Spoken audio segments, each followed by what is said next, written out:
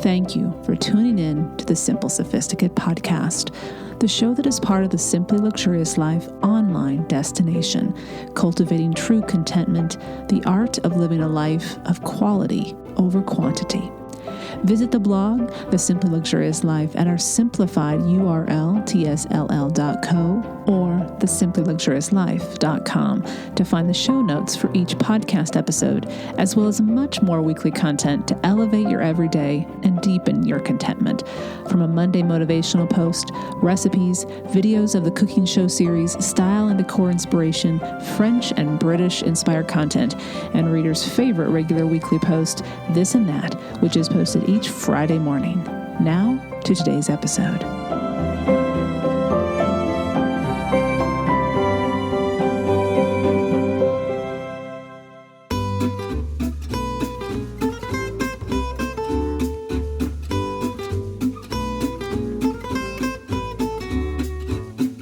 Welcome to the Simple Sophisticate podcast, where intelligent living is paired with signature style. I'm your host, Shannon Ables, and whether you're listening on your commute, exercising, working in the garden, or sitting down with a hot cup of tea or a café au lait, thank you for tuning in. Let's get started.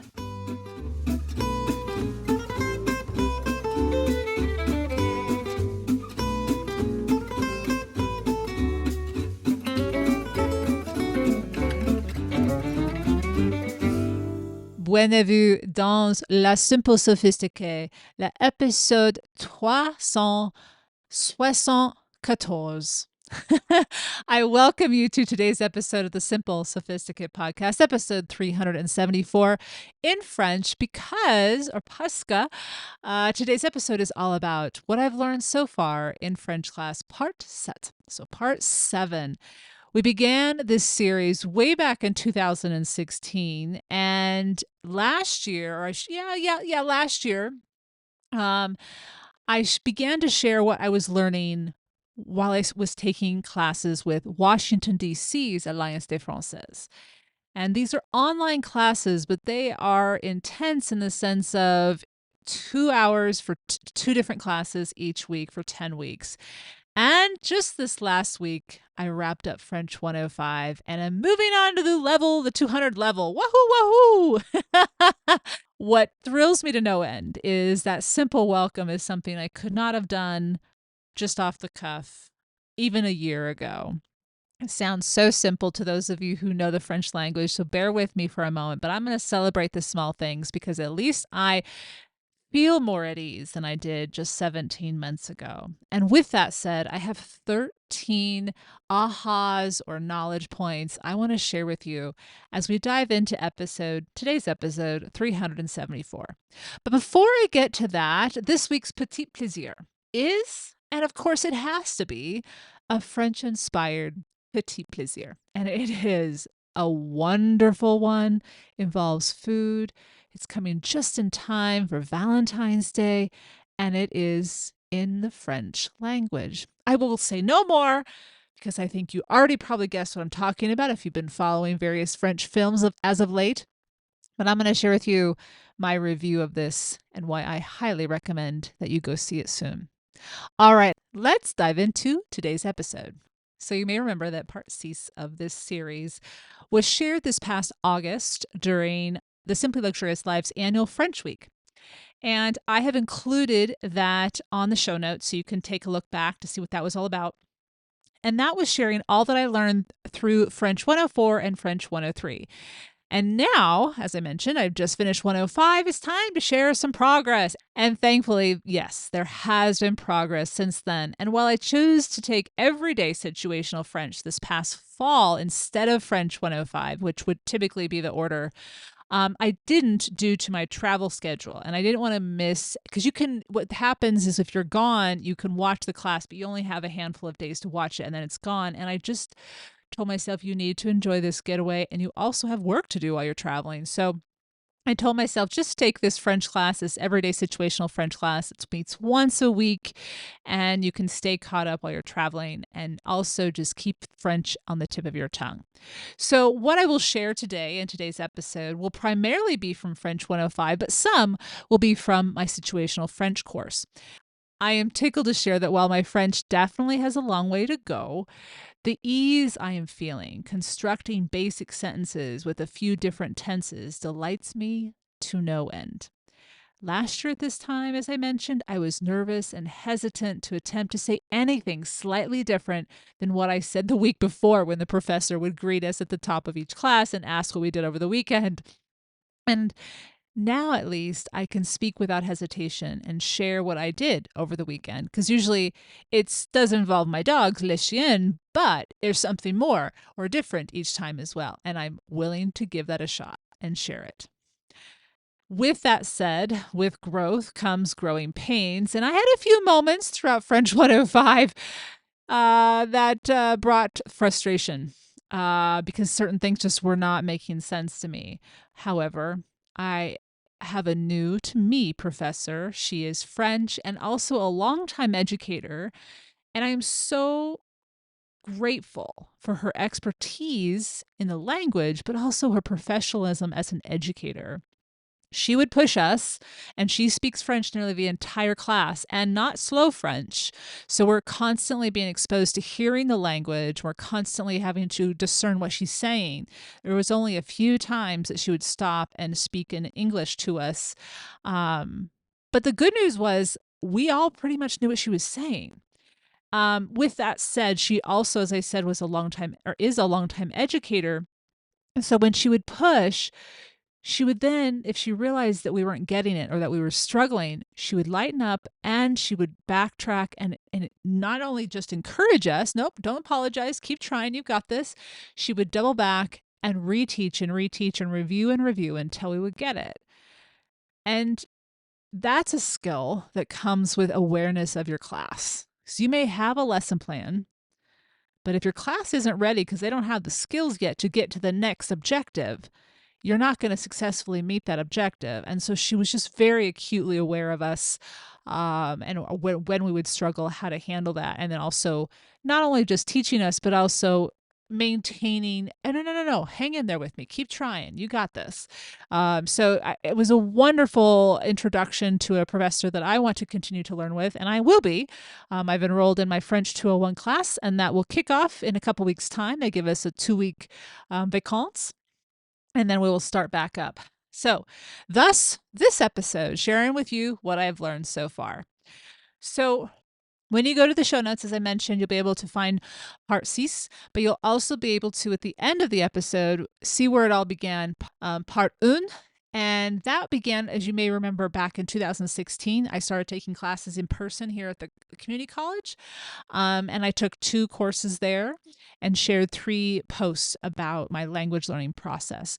The last 3 are now 4 because we're on part 7 is from Alliance des Français with Washington, D.C. So let's dive into this list, shall we? Number 1, just a basic skill to remind ourselves of its importance. Reviewing regularly each week, even when there is no homework, is a very good idea.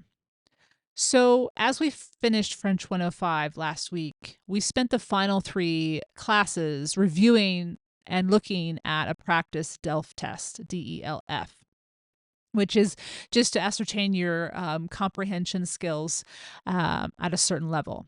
And so we got to number 1, look at the composition of this exam to see what it comprised of, percentages of oral, written, reading, comprehension, and all the different, just a breakdown of it, and to actually observe and hear how it was presented to us.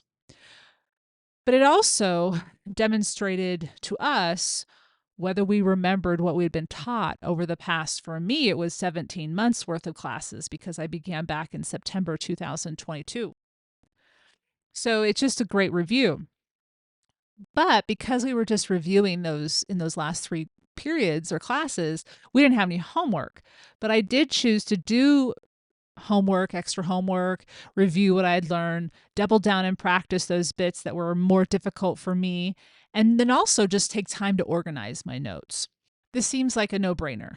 Obviously, I should know this by now. I'm a teacher, and I do. But at the same time, if we haven't been a student, we forget how important and powerful Just a simple review for 30 minutes. Doesn't have to be for 2 hours. Maybe it will be one day because you really want to figure this one thing out, but just making sure you're doing more work on your own outside of class. Now, admittedly, putting together this episode and the show notes for this episode, it helps me reflect and remember all that I've covered over the past 6 months. But I must say, this doing homework, even with a busy schedule, is a muscle to tone and keep toned, because once we see how it benefits when we show up to the next class and we can recall a skill or a lesson from previous lessons ago, and thus carry forward the conversation and not get bogged down with trying to remember a simple thing we learned months ago. It allows us to have open space in our mind to learn whatever new it is, whatever the new skill or lesson is that's going to be taught. And while I know this in concept, I really started to see it take shape the last couple classes I've taken versus in the first couple, 101, 102, 103, where I kind of knew the language. So I'm like, oh, I don't need to study as much. I always did my homework, but if I didn't feel I needed to review because I knew it, I wouldn't. Well, now all of it's basically new and it's paying great dividends. So just a simple thing that I am making sure I'm doing, making time in my calendar. Usually it's on the weekends, but sometimes it's in the middle of the week. All right, so that's number one, very basic. Don't worry, I have very specific things I want to share with you about what the language is all about. Number two, knowing Latin and Greek roots provides more than just a little help. So if you were fortunate enough to learn your Greek and Latin roots, and maybe some Old English in there, some Norse, some Old French. I mean, there's all sorts of different roots that you could be learning. But the two primary ones that we learn or that I taught for 20 years were Greek and Latin. And I can't tell you how many different times a new word comes up, new verb, new adjective, something I've never seen before, never, utilized before. And I look at it and I go, oh, I know what for means. I know what fort means. That means strong. Or I know what fid means. It means faith. So okay, that means faithful. Okay, I get this. I can do this. Another example is we just recently were talking about placing orders, and importer came up as the verb, and it means to carry. Well, the Latin root for port is carry. So you can look at a lot of the words, and if you have never seen them before, if you know your Latin and Greek roots, you're probably going to contextually be able to figure it out. Another one, verifier, to verify. Ver means true or truth in Latin. So just having the skill set that you weren't even learning in this particular language. But and Italian's the same, Spanish, you have a lot of Greek and Latin roots. And did you know that approximately half of the French language is derived from Latin? And I don't know if someone must have actually counted this, but evidently there are 1,250 Greek roots that appear in the French language. So you definitely are going to be a step ahead, maybe two, if you know your Greek and Latin roots. All right. That's number two. Number three, language specifics. When saying nobody, so you're trying to say nobody's going to the game tonight, nobody's going to the restaurant tonight, you don't need the double negation of pas. You just need ne. So instead of saying, as we are taught, ne pas, and then you put the verb in the middle to negate it, person is the second negation. So for example, if I'm trying to say I see no one, I would say je ne vois personne. I see no one. Person takes the place of the pas. So little did I know, something that is pretty simple. And now when I hear the characters on my French shows say ne person, I know exactly what they're saying. And I know why the pas isn't there now. Another example, I'm going to try to say no one knows where to go. You would say personne ne sait où aller. Personne ne sait où aller. All right, so that's number three. Number four, just as a review, because as visitors, travelers, whenever we're trying to speak the French language, likely we're trying to ask a question about something. and just the basic knowledge of how to construct the questions. And I have included this in a previous episode, but I think it's really important to just remind ourselves of what it is. And I've tried to make it as simple as possible this time. But there are 3 different constructions you can use. I typically stick with the standard to play it safe. So one is informal, the other is formal, and then you have everyday or standard is what I call it, but it's also called courant. So let's look at these. And I've listed all of this on the show notes. You just need to go to the blog, thesimplyluxuriouslife.com/podcast 374, and you'll see this all listed out. Let's take a look at the standard form of a question. You would simply ask the question, so est-ce que, or whatever the question word is. It might be como, combien, quand. You get the idea. And then you would say the statement of inquiry. So the subject, then the verb. So question, subject, verb. And so for the standard question, this example would say, est-ce qu'elle est libre? Meaning, is she free or available? The informal doesn't have the question at all, and they just state what they're looking for with an intonation of an up tone. So you go up tone at the end of your sentence, which tells us you're asking a question. So you would simply say, elle est libre? Is she free? That is the informal. So you're taking away the question. It's understood what the question is she free? Est-ce que? And you just put s in the middle of your sentence. And the formal form is you invert the subject and the verb from the standard form. So the subject is now going to be second. The verb will come first. And you simply say, est-elle libre? Is she free? Is she free? And that's the formal form. So again, standard, question, subject, verb. If you can stick to those 3, you're going to be just fine. Question, subject, verb for asking a question. All right, that's number 4. Number 5, we learned about le conditionnel, or the conditional form. And I would love to teach you or share with you what I learned. So all this means is you're conjugating a verb so that it means would or could. So can you go dancing? Could you go dancing? I would like that. Would you like that? So it's conditional. Hasn't happened yet. You would like it to happen, or you're wondering if it happened. And all it is it's used to express a wish or express a possibility or suggest a hypothesis or hypothesis in the present or future. And then that means we would then have the conditional present or the conditional past, passé. So anyway, so you have all 3 of those. Conditional, though, is something that unbeknownst to me, back in 2000, when I studied in Angers, France, I was using the conjugated form of vouloir, to want, in the conditional tense all the time. I just didn't know it. I was saying voudrais, je voudrais, je voudrais. I would like, I would like, I would like. And I had no idea I was using conditional. All I know is my professor said, this is what you need to know how to say if you're going to survive over there, Shannon. And I said, oui, bien sûr. That's all I said all the time. Anyway, I would like some bread. I would like, anyway. Moving on. Anyway, I've learned so much. Anyway, so this is a polite way of asking for something. I would like, not I want. I would like. And it's a simple construction. All you need to know is the future simple form of the verb. And often this is the infinitive form. Often it is the infinitive. There is an irregular list of verbs, and I've included them on the show notes. And yes, vouloir is an irregular verb. So it does not follow the rule for the first and second list of verbs. So the first list of verbs is the verbs ending in ER.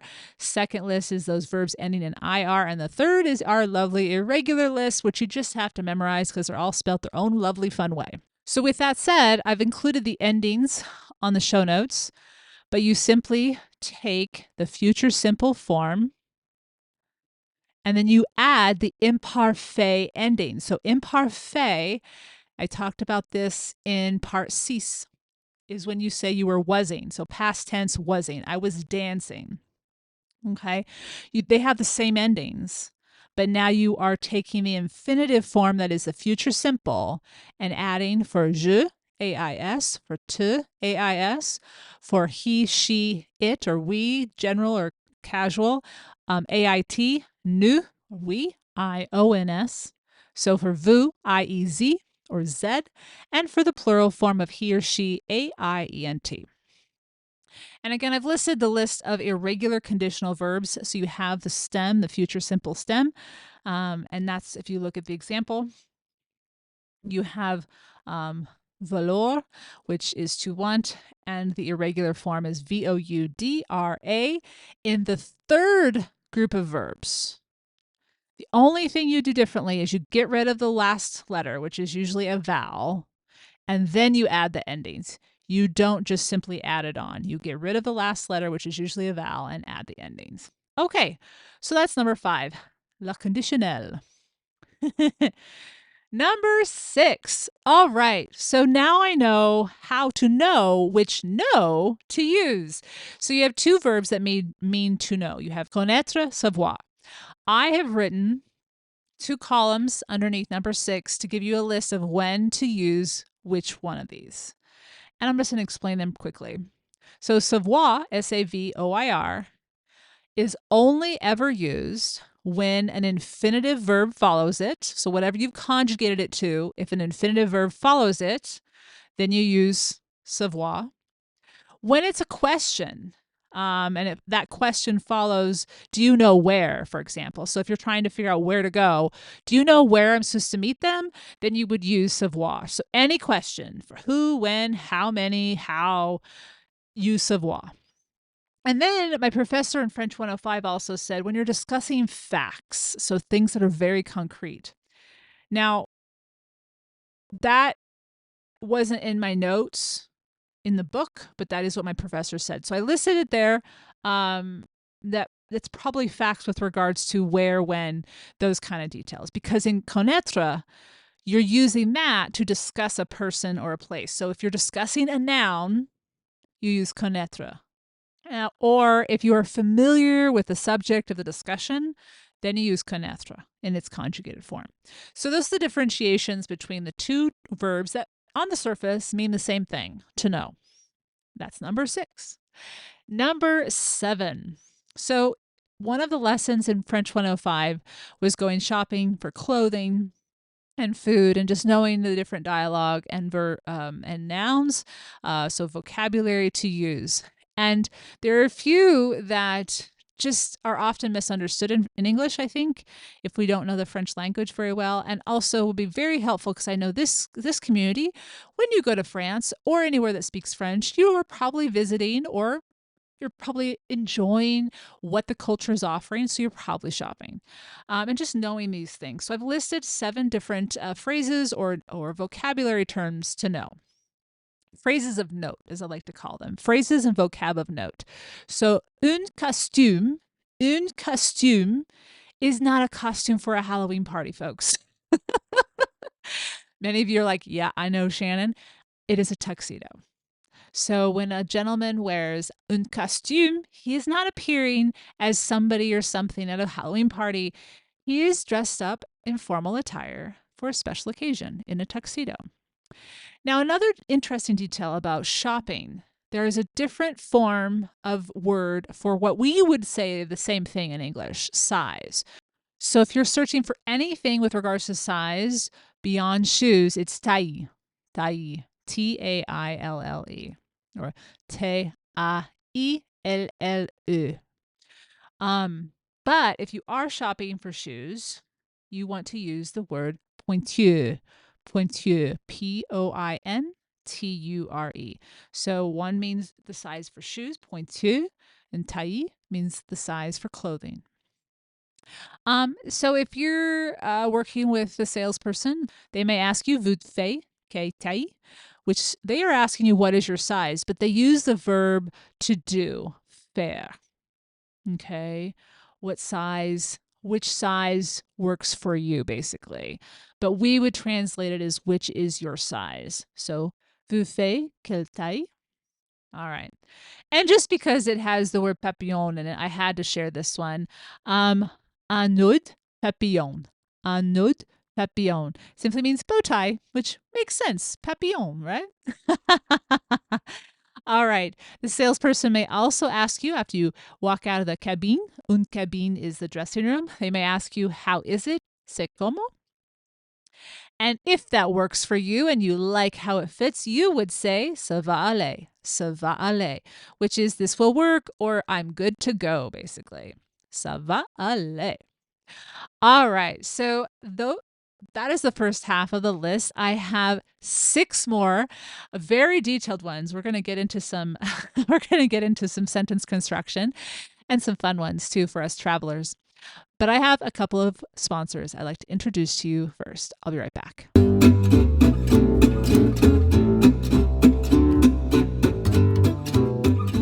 Valentine's Day is just around the corner, and while it's the perfect time to shower others with love, don't forget about showing your skin some love too.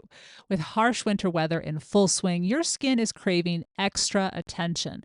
Thanks to today's sponsor, OneSkin, you can give your skin TLC beyond the surface with topical supplements that improve the health of your skin at the cellular level. Their secret? OneSkin's proprietary OS1 peptide. It's the first ingredient scientifically proven to reduce the buildup of senescent cells, those notorious zombie cells that contribute to skin aging.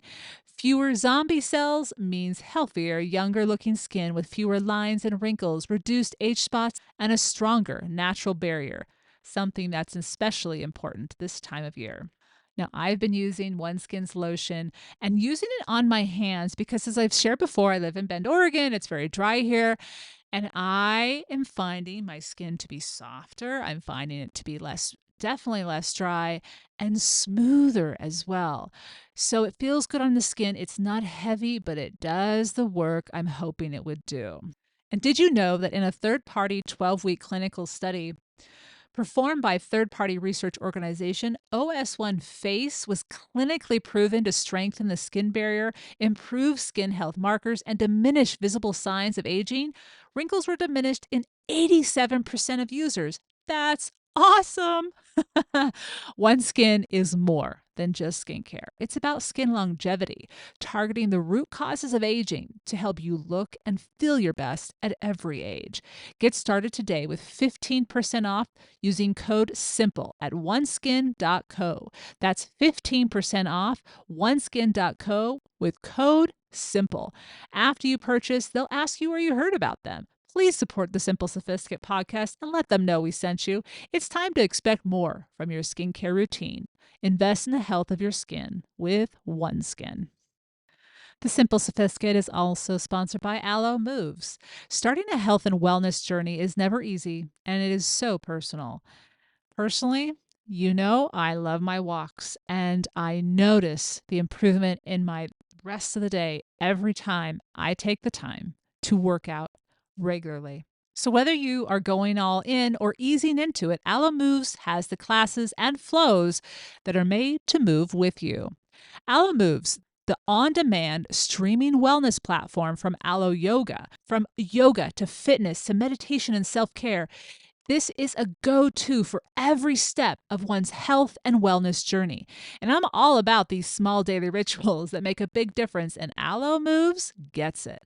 Whether I'm needing some alignment with guided meditation or I'm ready to get at it in a cardio or HIIT class, Alo Moves has what I need when I need it. And can we talk about the game changers? So we have dry brushing, face yoga. It's like they have this wellness magic going on. With over 100 new classes every month, Alo Moves keeps me hooked and motivated. It's like a constant stream of fresh vibes for my wellness journey. What I appreciate about Alo Moves is, yes, all those extra motivational, rejuvenating rituals. But when I need to stay home because my schedule doesn't allow me to go to my in-person yoga classes, I have Alo Moves, and they have wonderful options to choose from to make sure that I can stick with my schedule so that I can continue to feel and do my best. So, as a Simple Sophisticate listener, no matter your path, it's time to make a move with Alo Moves. Get a free 30-day Alo Moves subscription by going to alomoves.com. That's ALOMOVES.com, and use the promo code Sophisticate. That's alomoves.com, code Sophisticate in all caps. alomoves.com, code Sophisticate. All caps.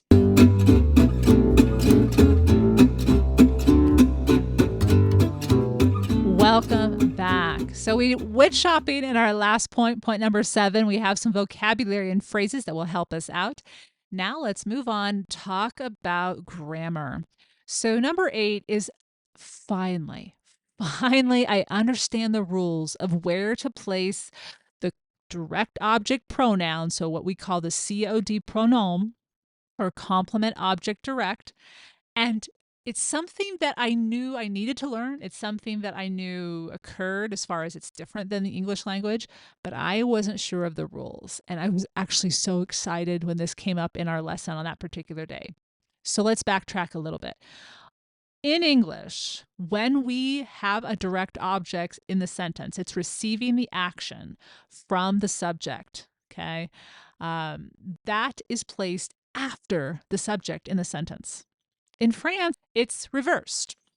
So unlike in English, the French put their direct object in front of the verb that is providing the primary action placed upon the object.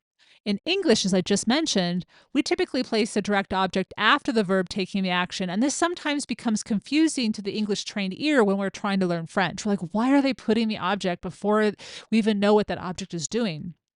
However, if you've been listening to the conversation, you have context, you likely know exactly what that direct object is referring to with regards to it being the pronoun. However, the rules with regards to the French use of the COD, the direct object, is actually very simple. So let's take a look at them. And I'm just going to say COD to mean direct object if you hear me say COD. So that's complement of the direct object or the object direct. A COD and the pronoun that represents or replaces the COD or is a noun or a noun phrase. So the direct object will have been the noun or a noun phrase that was expressed in a previous sentence. All right, and this is the same for in English. That is exactly the same. But what's different is that the COD pronoun always goes before the verb with the primary action. So if there are two verbs and you're like, which one do I put it in front of? Whichever verb is the primary action of that sentence. Okay, you put the pronoun that represents the COD in front of that action verb or that verb that's taking or giving the most action. So for example, if I'm trying to say I have read that book, I liked it, so it is what I'm trying to figure out where to put in the French sentence, I would first say, j'ai lu ce livre, je l'aime, je l'aime. So I have read that book, I like it. So notice I put the l'apostrophe before the verb aime or to like, not after it as it appears in the English sentence. Okay? Now there is one exception. The only time that this pronoun COD goes after the verb is if it's a command sentence. So if I'm trying to state an affirmative sentence with an imperative verb, okay, so it's a command, and I'm trying to state that, and it's not negative. That's important. Not negative. It's a command sentence. Then the COD pronoun goes after. So if I'm trying to say the book is here, take it. So take it is the command. Take it. This is the exception. I would say prends-la. Prends-la. So la livre est ici. Prends-la. Take it. It comes after the verb because it's a command. That's the only time. Now, what are these COD or direct object pronouns? I've listed all of them. You'll see them. They will probably look very familiar to you. Me, te, le, la, le, nu, vous, les. All of them depending on what the noun or noun phrase was. More often than not, it's le, la, le, or L with a post, because you're referring to it, whether it's singular or plural, le, feminine, masculine, la, le. Okay, so I've listed all those there for you. But wait, there's one more exception.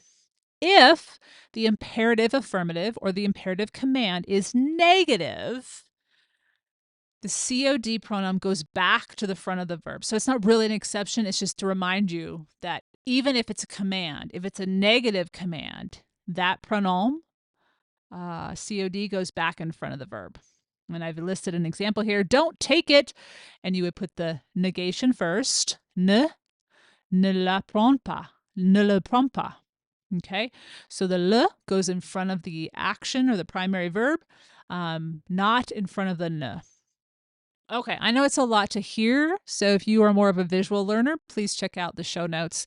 I know I'm a visual learner, so this I'm looking at it as I'm talking to you, but I realize that might not be the easiest thing.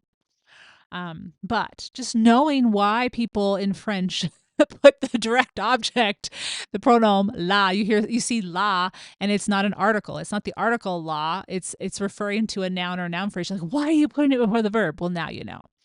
All right. Number 9. We're going to stay on this topic of the direct object, COD.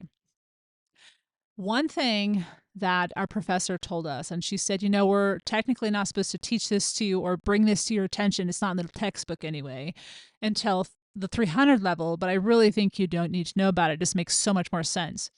And with regards to taste, so verbs of taste, so verb de goût, so G-O-U-T. We're talking verbs such as amir, adore, adorer, aimer, préférer, détester. So all 4 of those are taste verbs, right? I like, I love, I prefer, I dislike. If you're using any of those verbs, you're not going to use le, la, les, because you want to use ça. C with a squiggly A. So for example, you will, and this is the other thing, the ça always goes after the verb. It never goes before. Always, always, always, always, always. So if you're dealing with taste, the pronoun COD goes after the verb, and it's not la, le, or les, it's ça. So if I'm trying to say, I love this fromage, I love it, you would say, j'adore ce fromage, j'adore ça. J'adore ça, I adore it. Even in the negative, je n'aime pas faire de pot, je n'aime pas ça. I don't enjoy working out, or I don't enjoy sports. I don't enjoy them. I don't enjoy them. So the ça, si, a, goes after the verb. Now, one exception here. If there is an infinitive verb after one of the 4 taste verbs, so aimer, adorer, préférer, détester, it will always be general, and they're mentioning whether someone likes something or doesn't like something. It will always be general, and you will still always use ça. Okay. So just a little extra heads up by our professor that we're going to learn later, but she says it often is more helpful if you learn it now, because it's like just to know it now is something less you have to unlearn. Number 10, here's just some fun French facts. Did you know about the circumflex when you see it in some French words? If you see the French word with a circumflex, so that little caret, like a hat, like a upside down V over the top of a letter, the circumflex, wherever you see it in the French language, it signifies that there used to be an S in that word and it has since disappeared. So, for example, hôpital, right? Hospital. There's an S in the English language, not in the French language. So the circumflex goes over the O, and it lets you know, you word historians, which would include me, that there used to be an S there. Another one, forêt. So for forest, you would just put the circumflex over the E to let you know that there was an S after that E at one point. And just for fun, bâtard, meaning bastard, you put the circumflex over the first A because there's a missing S. All right. Now back to grammar. So we had a little fun. Now we're going to get a little serious. Number 11 is qui versus que. Qui versus que. So Q-U-I versus Q-U-E. And when to use which. So I've put in the show notes how to pronounce each of these. So qui, Q-U-I, is just like the key you would open a door with, qui. And that means who. And then you have que, Q-U-E, and I phonetically pronounce it as C-U-H, que, meaning that. So these 2 words are le relative pronom, so relative pronouns, and their purpose is to connect 2 small clauses or phrases to make a full sentence without being redundant.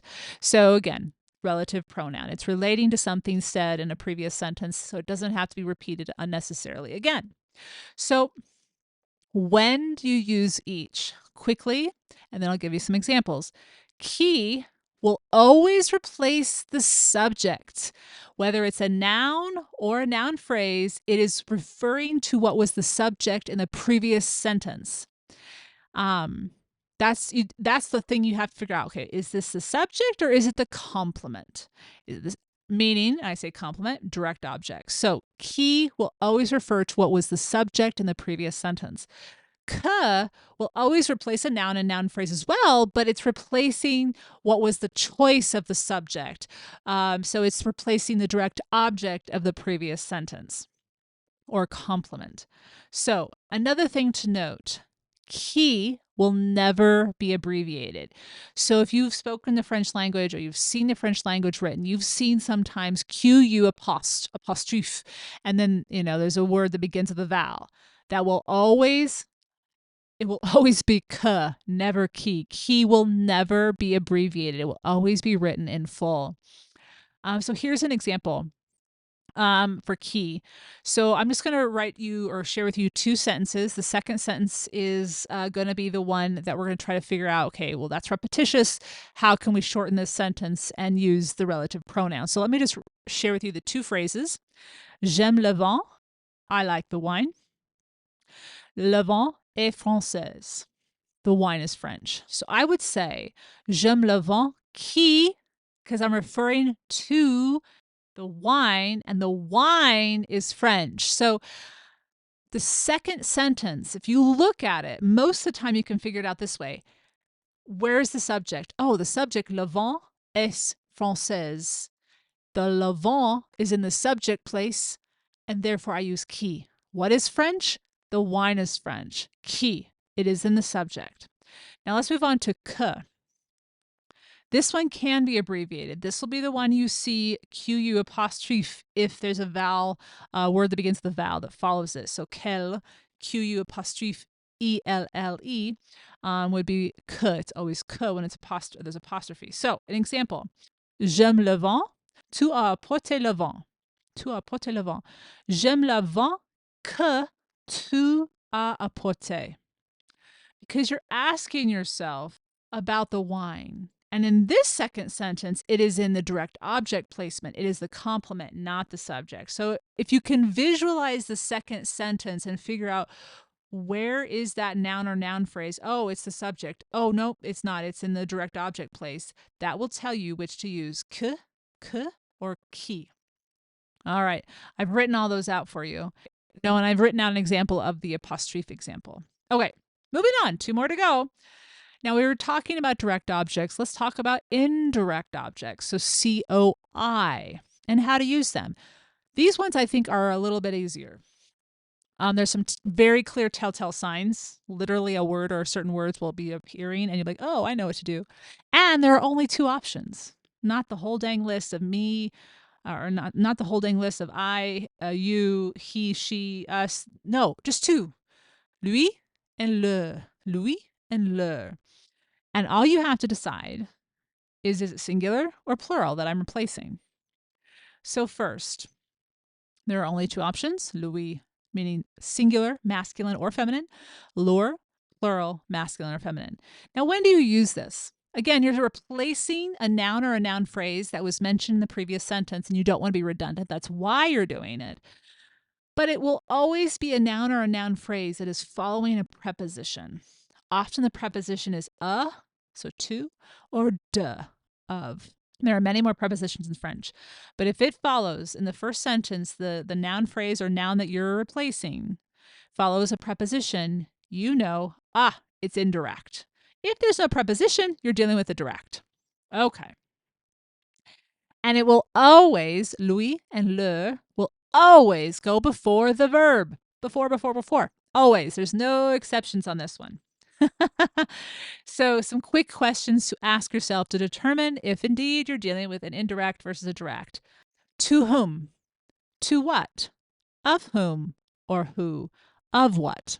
Again, notice there's prepositions there, of and to.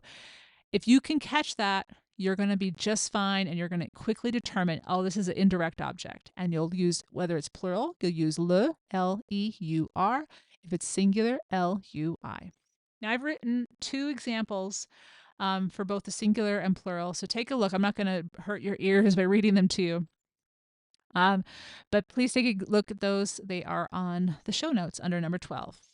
Last but not least, for the travelers out there, which I have a feeling are most of you, if not all of you, what is the difference between the words that are both meaning ticket in French, but there are different terms in France for them? So for un ticket, so spelled just as we would spell ticket, you are actually buying a ticket that is less expensive for transport, where there's no assigned seating. So this would be for the bus or the metro. The difference is really just that, those two things. Is it of more expense, and do I have assigned seating? Un billet, billet, is for more expensive transportation, and you will get assigned seating. So this would be for the train or for the plane ticket. So just some fun facts there if you're trying to construct a sentence and you're like, okay, which am I asking about? A train ticket or a metro ticket? In English, we use the same word ticket, but in France, they use billet or ticket. Okay. So there you go. Those are 13 things I've learned so far in my French class. And you can check out the show notes to discover or look more closely at those sentence constructions, because I know my pronunciation is far from perfect. I'm going to keep trying. Thank you for your patience. I love this language. It is a joy at the end of my day, because I usually take the class in the afternoon, to sit down and immerse myself in the French language. It's a good relaxation for my brain in a different way, in the sense I'm fully present. I'm wholly, wholly present. I'm not distracted by anything. And I'm seeing progress, and that's always motivation to keep going. All right, so you can check out the show notes at the simplyluxuriouslife.com/podcast 374. And before I get to this week's petit plaisir, which is worth waiting for, I have two more sponsors I'd like to introduce you to. I'll be right back.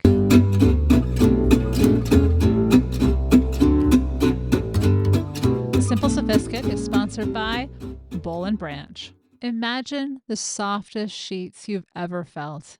And now imagine them getting even softer with each wash. With Boll & Branch sheets, you can discover this new level of softness. In a recent customer survey, 96% said that Boll & Branch sheets get softer with every single wash. And it has a lot to do, if not everything to do, with the fact that these sheets are made from the rarest 100% organic cotton in a buttery and breathable weave that gets softer and softer over time.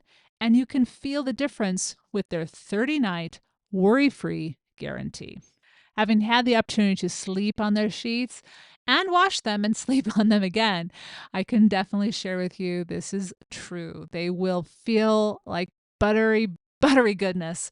Speaking about France and croissants, there we go. Each time you sleep in them, and get more soft and welcoming each time you wash them. Boll & Branch signature sheets come in 13 versatile colors in all sizes, from twin up to California King. And they're designed to feel incredible for all sleepers. Made without toxins, free from synthetic pesticides, formaldehyde, and other harsh chemicals, Boll & Branch sheets fit the deepest of mattresses as well, and are labeled with top and bottom tags so you know exactly the best way to put them on your bed. Along with offering a 30-night worry-free guarantee, they also provide free shipping and returns on all U.S. orders. Why not sleep better at night with the softest sheets from Boll & Branch? Get 15% off your first order when you use promo code SIMPLE at bollandbranch.com. That's Boll & Branch, BOLLAND, branch.com. And then use promo code SIMPLE. Exclusions apply. See site for details. The Simple Sophisticate is also sponsored by Vessi. I start my day every single day with a walk with my pups, and I want to go all different places. So knowing my footwear is going to support my foot, be breathable and super comfortable as well, is an absolute must. And as many of us are starting to step into this new year on the right foot for our exercise routine, comfort and also looking great in our shoes is at the top of our mind. That's where Vessi comes in. Imagine starting your new year with footwear that's as fashionable as it is functional. Vessi presents an array of stylish weather-ready options, including the Weekend, Everyday Classic, and Stormburst. But my absolute favorite has to be the Everyday Classic, a shoe that truly redefines chic but is super breathable. And knowing that I'm ready for any weather is key. With Vessi, rain, snow, or slush does not detour my adventurous spirit with the pups. Be ever ready for the unexpected, making each day an adventure in itself. And did you know that when you choose Vessi, you're choosing an eco-friendly choice? Yep. Vessi's commitment to sustainability means choosing shoes that not only look good, but are good for the planet. Their manufacturing process is designed to reduce water use and avoid harmful chemicals, making your stylish choice a responsible one too. As a simple, sophisticated listener, I know you are ready to step into the new year with style and confidence, and Vessi has you covered. From chic city walks to adventurous treks, find the perfect pair for your lifestyle at vessi.com/simple to get 15% off your first order. Ready to embrace your new year with style and comfort? Check out Vessi's spectacular collection at vessi.com/simple and transform your new year adventure with Vessi. That's vessi.com/simple.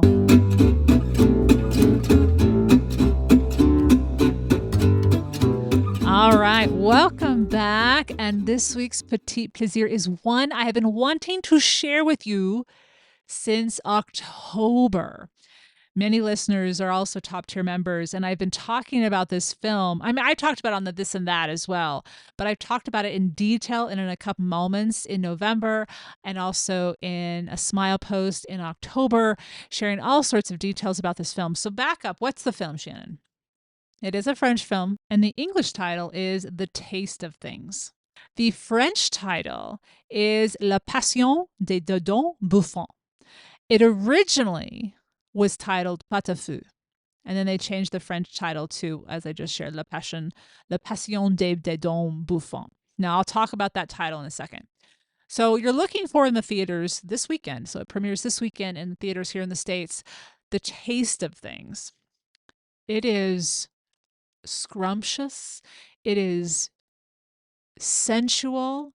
It is beautiful for the eyes as well as for the appetite. And it is a French film that I was so grateful and over the moon when it was part of the Bend Film Festival this past October. And when I saw that, I said, okay, I'm going. I had just returned from England. It was playing the day after I arrived. I was so jet lagged. I couldn't get to the evening show, but I got to the morning show. I watched this movie at the Tower Theater, which is a beautiful old theater in Bend, really small too, so it's kind of nice in the sense of compared to big, large theaters, at 10 o'clock in the morning on a Saturday. It was the best way to spend a Saturday when you are completely wide awake since 2 o'clock in the morning with jet lag. And I cannot wait to watch it again. It was magnificent. So let me talk about the film for a bit, and then I'll talk more about my experience. But it is a film that is hypnotic with regards to the beauty of the food scenes, which are nearly end to end throughout the film.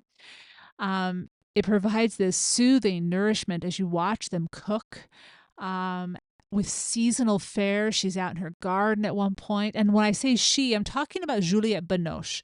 She stars as Eugenie, the title or the lead character in this film, even though Dodon Buffon is the head of the house. She is the cook for the house.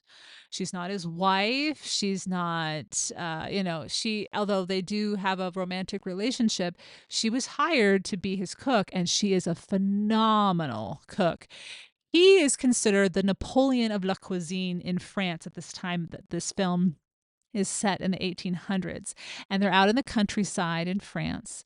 And one of the opening scenes after the main cooking scene. So let's backtrack for a second. So I sat down on the seat in the theater, and I had my watch, and I timed the first scene is between 20 and 25 minutes, and it's all in the kitchen, and all they're doing is cooking I believe it's a 4-course meal.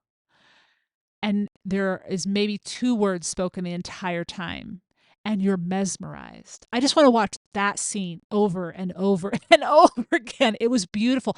And the light that was coming through into the kitchen, the videography in this film is superb. Anyway, so we have this film, and it was placed in the hands, or I should say it was placed. He chose to do this. So you have An Hung Tran. He directed this and he adapted the screenplay, but it's not really an adaptation because this part of the book, which was never part of the book, and what I mean by that is this is based off a novel written in the 1920s by Marcel Ruff, and it was called what the French changed the name to, what they changed the name to in France, Le Passion des Dodons Bouffons. And the book begins where this film ends. I read the book. It's short, it's petite. I think it's about 100 pages long, maybe a little bit more than 100 pages long. And you can get a translated version. I'll include a link in the show notes. It's a beautiful book to read, but it's not this film at all. The film, he was able to take liberties and write it as he imagined it based on the inferences and the allusions made about Eugenie in the book. So I just want to prepare you. I'm not ruining anything. So if you don't want to know absolutely anything about the movie, just skip ahead 1 minute. So the film, as I said, ends where the book begins. The book begins, we already know that Eugenie has passed away. She's in her 50s, she's passed on. But everyone in this house, especially the Don Buffon, adored her cooking. And people in the community adored her cooking. And so this whole film is about Eugenie and what she does in the kitchen, her magic, her love, her talent, and this adoration by Dodon Buffon of her. And he wants to marry her, and she's like, "Oh, I don't know. I love cooking. That's why you love me." And it's a lovely back and forth between these two. Let's talk about the two people that play the leads in this movie. So you have Juliette Binoche, who plays or stars as Eugenie, and An Hung Tran had her in mind when he wrote this script. This is the actress, French actor that he wanted to play Eugenie, and she said yes. And, which I think is a lovely little backstory of this film, Tran also hoped Benoit Magimel would say yes to the role of Buffon.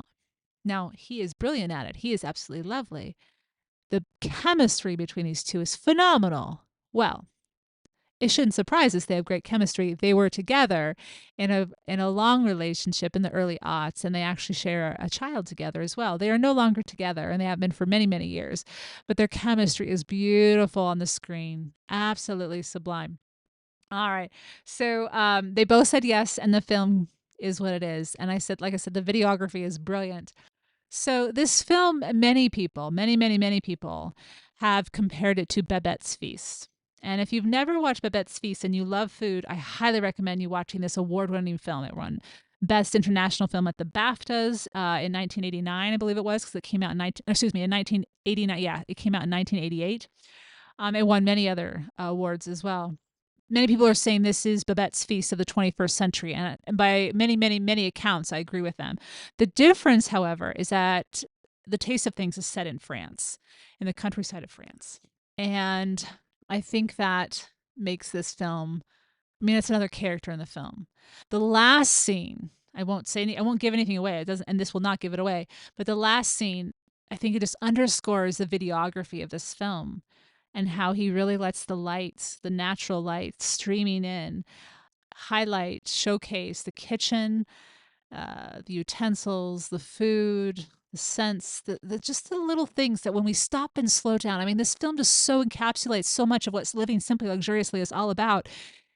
It reminds us to use all of our senses, to appreciate what is, to not ask the garden to give us what it can't until the season provides it, and then to use what is given in our cooking. Of course, having a skill set like Eugenie would be helpful too, but we can learn. But she has a great sense of taste, and that's what's so phenomenal about her.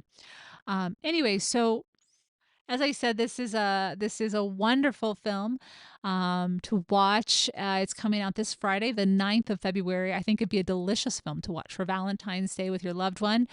And I cannot wait to watch it again. The Bend Film Festival described the film with regards to why they chose to include it as it's not just the food that's exquisite in this film.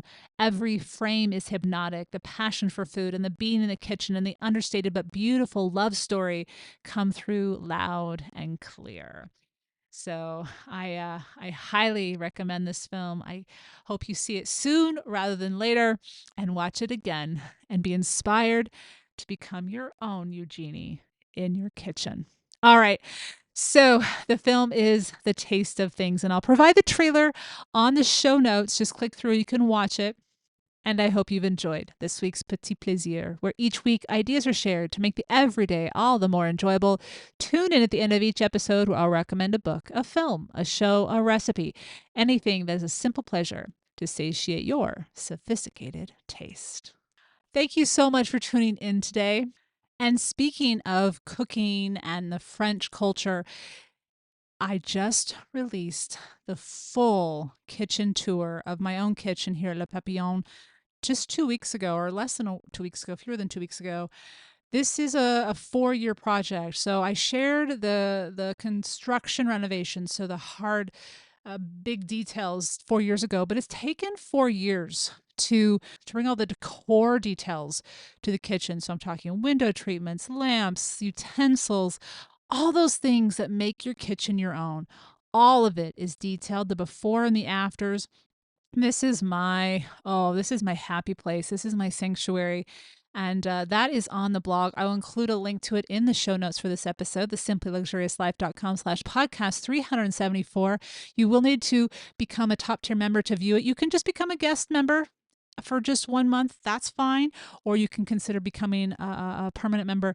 But it is a detailed post, and I've shared everything. Many of the finds, beginning with the stove, as you know, is French and are French. And it's been a dream to be able to travel and bring things home and add things that I've learned while I was taking cooking classes in France to this space and share with you during each of the cooking episodes throughout the past 6 seasons. So anyway, that tour of my kitchen, the full reveal, is on the blog now and was just posted at the end of January.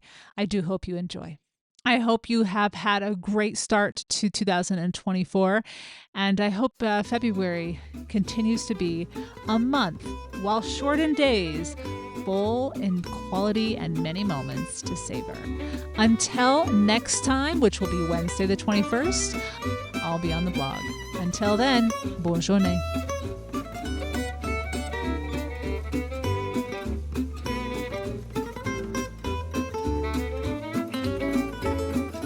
Thank you for tuning in to the Simple Sophisticate podcast, where intelligent living is paired with signature style.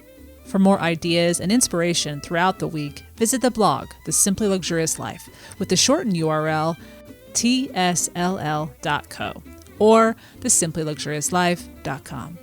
For more in-depth exploration of how to cultivate your own unique, simply luxurious life, pick up my new book, which became both a bestseller and #1 new release in France travel, The Road to Le Papillon, Daily Meditations on True Contentment. Available in all 4 formats for your preferred reading or listening. My first book, titled Choosing the Simply Luxurious Life, and my second book, Living the Simply Luxurious Life, are also available in each of the 4 formats. Readers can now join the more intimate The Simply Luxurious Life international community by becoming members of the blog, which offers the benefits of ad-free reading site-wide, unlimited access and exclusive access to content on the blog, such as the monthly A Couple Moments with Shannon video chat, tours of my home Le Papillon, the monthly What Made Me Smile post, and monthly Ponderings post, as well as the exclusive opportunity to enter all of the giveaways during the annual French and British weeks. To stay caught up on all things Simply Luxurious, the podcast, blog post, the cooking show, and receive exclusive news, as well as an extra dose of inspiration to jumpstart each new month, subscribe to the Simply Luxurious Life's free monthly newsletter, arriving on the last day of each month in your inbox. There is also a weekly newsletter, which is also free, and arrives each Friday to keep you caught up on the recent weekly posts on the blog.